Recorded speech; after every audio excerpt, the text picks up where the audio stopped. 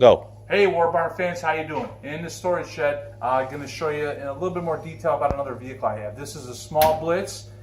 They made it before the war.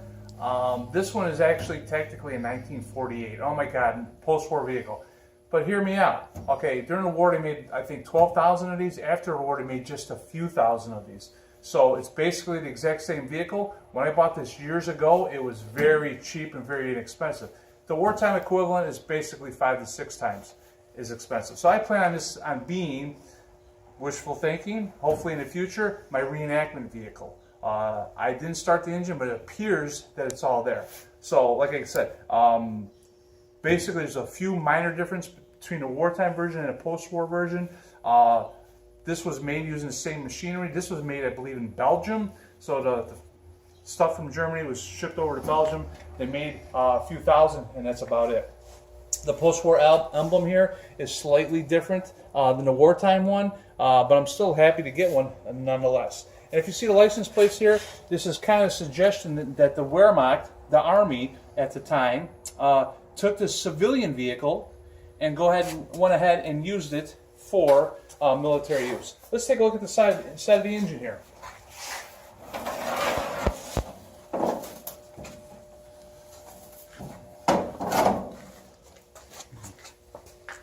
So it's an Opel Olympia. It's a 6-cylinder. Most everything is here. I'm not sure if it has the right air filter. It doesn't appear that the engine's block is cracked or anything, but I will not find out until I fire this bad boy up. When will that be? I don't know. But this is something I have kind of slated for the near future. So it is what it is. All right, guys, let's take a look at the engine from the other side.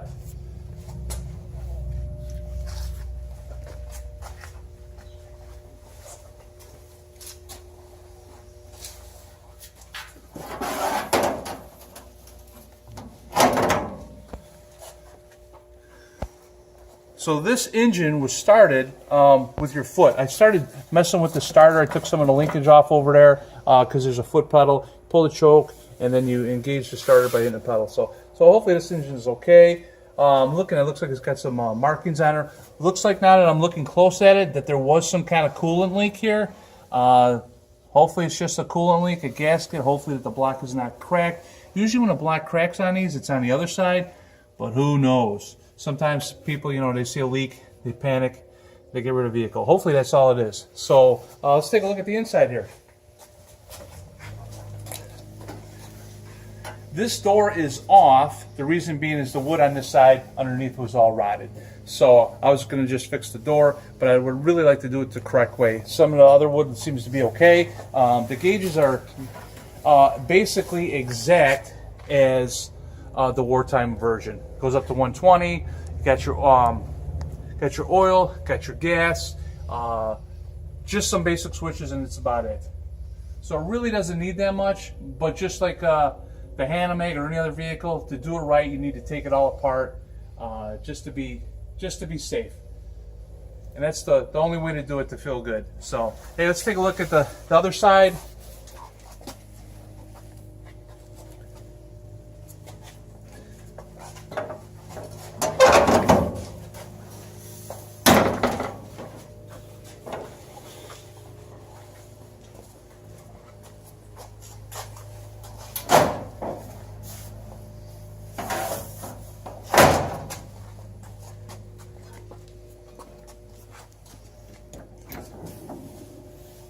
This door is okay, and we're just getting another view here from the passenger side. So it actually looks pretty good, other than that rotted wood. But to do it right, it should take this off. Be sure none of this wood is rotted. Be sure that the sail panel, the wood underneath here is not good. If everything else seems okay, the back wood looks good. The flooring wood looks good, which is basically remarkable for something that's 75 years plus old. So anyway, so that's the inside.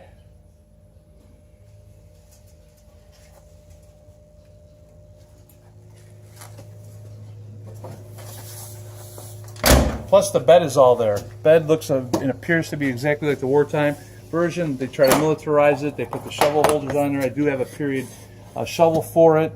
The wheels are slightly different, and that's about it. So what I plan to do, at least at one point, is to, for historical meets, for reenactments, utilize this Flak 38. So it's a Flak 38, 20 millimeter. I have a lot of accessories for it. It is deactivated. You can see that the receiver's not here. I do have the barrel. The barrel was cut. The receiver's got some metal blocks welded in there, and it's all good to go. So a very complex machine. You fire it right here. This is your trigger. Okay. I do have a reproduction shield. All this is original, but you see the tan items. This is the shield for the front shield, and then there's a secondary splinter shield right here. Okay. Right here is the box, electronic box. Why would you need an electronic box on a Canon? Well, when you come back to here, I don't have it mounted right now, but back here is where the targeting sight would go. And the reticle that goes inside the targeting sight is illuminated. All the dials work. This traverses. Oh, I got the lock in place. So anyhow, this handle here is like when you're shooting aircraft from far away, you turn it, it'll turn slowly. As the aircraft starts coming close, if you want to try to shoot and get a direct hit, pull this lever, it engages a gear, and it traverses a lot quicker. Okay? So this is actually up and down. That traverses this actually elevation, and then here is your traversing. So I stand corrected. This is for elevation. This is for traversing. The traversing mechanism has the exact same thing. Here's an early targeting computer. The batteries inside of there. I do have the ground sight. I do have the air sight. I do have just a few magazines. This will mount on the other side. So this will mount directly on the opposite side of there. There's a tray to put these magazines. I only have a few of these. I wouldn't mind having a few more, but all I need is a few. And there's a little window to show you when it's full or not. So, and it shows 20 rounds, 20 millimeter, and that's it. Here's a little plug, so when you mount the shield on there, which I have in storage too. Next time I film it, I'll see if I can get the shield on and show you guys that. Okay? Carrying handle, or disassembly handle. So this breaks down.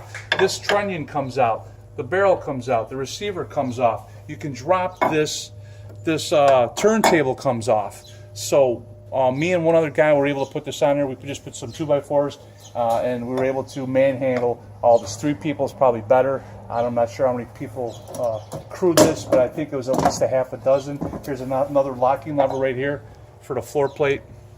Pull that out, and then this, what you call this, the main assembly, lifts off of there. So yeah, guys, thanks for watching. Let me know what you think of this idea here. My thought is kind of like I have my collector vehicles. I'll bring them out once in a while if I can. But if I ever someday get vehicles running and then we'll want to go to reenactments, somewhat frequently, this would be the vehicle to bring. Thanks again, guys. If you haven't subscribed, please do. Please chime in. Love to hear from you. Have a great day.